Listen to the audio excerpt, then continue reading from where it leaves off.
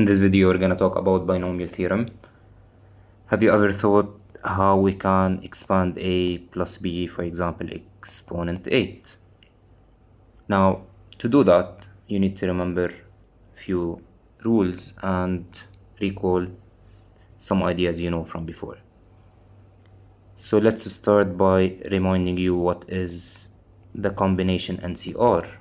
It's n factorial over r factorial multiplied by n minus r factorial. Later on, you're going to see a simplification of this rule when we talk about binomial theorem with rational exponents. Also, you need to remember that 0 factorial is equal to 1, and this symbol means sigma, and it means the sum of. Alright, for sure you remember that anything exponent 0 is equal to 1. Anything exponent 1, no need to write the exponent, so we just write it as a plus b. A plus b exponent 2, and I'm sure you memorized this before, which is a squared plus 2ab plus b squared. Now some of you, they know a plus b exponent 3, and this is a cubed plus 3a squared b plus 3ab squared plus b cubed. Now any higher order than 3, I'm sure that we cannot do it except using binomial theorem. Now I know some of you, they're gonna tell me, yes, we can do a plus b exponent 4 as a plus b squared multiplied by a plus b squared, but this will take you forever to do it, especially when we have higher exponents. So you expand and then expand again, it will take you forever to do it. So what is the binomial theorem? A plus b exponent n, and n here is a natural number, so it belongs to the set n, which is either 1, 2, 3, 4, and so on. So whenever we see a plus b exponent n, it's the sum of the terms that will look like n, c, k.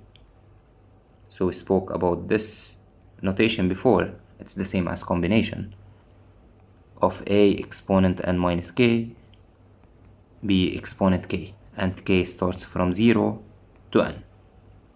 If I want to expand this, I'll write nc0, a exponent, now n minus k will be n minus 0 in this case, which is n, and b exponent 0, I'm going to write it in red. However, we don't need to write it at all, because b exponent 0 is equal to 1. Now, plus, because the sigma means the sum of, so we need to add. Now k becomes 1, so k is from 0 to n. We need to start 0, 1, 2, 3 till we reach n. And I write a n minus 1 and b exponent 1.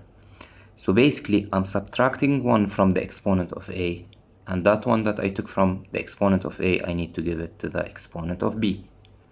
Now I'll apply the same idea again.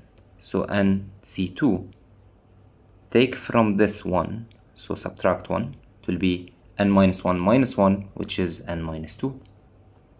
And then that one that we took, we need to give it to the b, so it becomes b squared.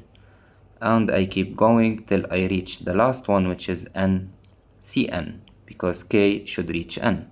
It's from 0 to n. When I reach the last one, it will become a exponent n minus n, which is a exponent 0, and no need to write that because it's equal to 1, multiplied by b exponent n. So this is our rule, and this is the expanded form of the rule. Now I want you to remember this. We call this is a general term of the expansion. Alright, let's look at an example and check how we can do it with numbers, or when n is a number. So a plus b exponent, let's say 6. I start n, which is 6, c0, a exponent n, which is 6. So 6 minus 0 is just 6. For the b exponent 0, I said no need to write. Now 6c1, so after 0 we have 1. Now start taking from 6 1, so it becomes 5, and that one that I took, I need to give it to the b, so b exponent 1. Then 6c2, a exponent 4, again the same idea, from the previous term subtract 1, add 1 to this, so b squared.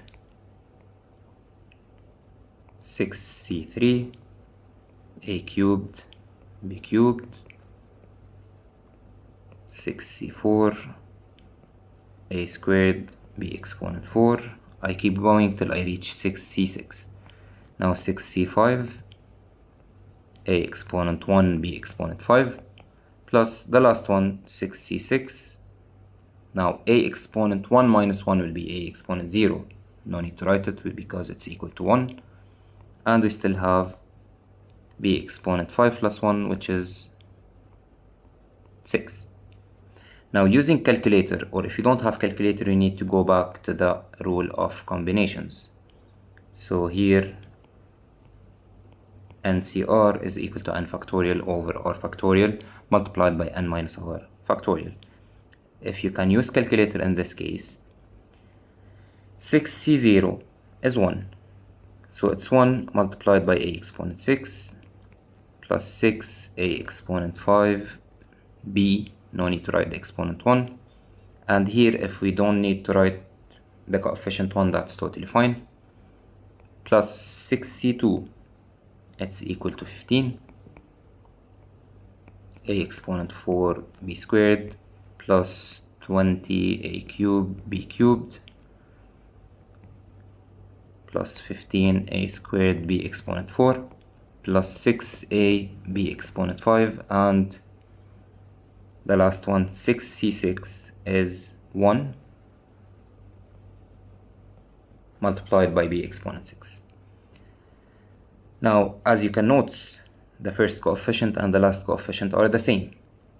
In general, as a rule, you can take it nc0, whatever n is, the answer is 1. ncn, whenever we have the same number in the combination, the answer is also 1. Now, for the second coefficient, it's same as the second last. So this is the same as this. So as a rule, you can always take nc1 equals to n. So 6c1, in this case, it was 6. If you memorize these, for sure when solving, you can solve faster than the rest. Alright, so this is basically our final answer. I cannot combine any of the terms because a exponent 6, it has no similar terms inside or in this expansion. A exponent 5 multiplied by b, I cannot see another term with a exponent 5 multiplied by b, so we cannot simplify anymore. So this is our final answer using binomial expansion. Now a different example. If we're talking about 1 minus or 2 minus x squared exponent 6. So 2 minus x squared exponent 6, I need to know that it looks like a plus b exponent n. N in this case is 6. The a is the 2, but the b is minus x squared. If you write x squared, you will get it wrong. So basically, what I prefer to do is, whenever I see minus, I write it as plus minus x squared in this way. This is totally fine, because if you do plus multiplied by negative, the answer will be minus x squared. So nothing will change. Alright, So our a here in this case will be 2, the b is negative x squared, and the n is 6. Now we apply the rule. 6c0, a exponent, so 2 exponent, n minus k, so 6 minus 0, which is 6. b exponent 0, which is minus x squared, exponent 0. As I said, this is equal to 1, so no need to write it. Alright, plus, now 6c1, if you know the first term, then the rest you can get them just by subtracting 1 from the exponent here and give it to the b. So 2 exponent 5, then minus x squared exponent 1, plus 6c2, 2 exponent 4, minus x squared exponent 2, plus 6c3, 2 exponent 3, minus x squared exponent 3. We continue.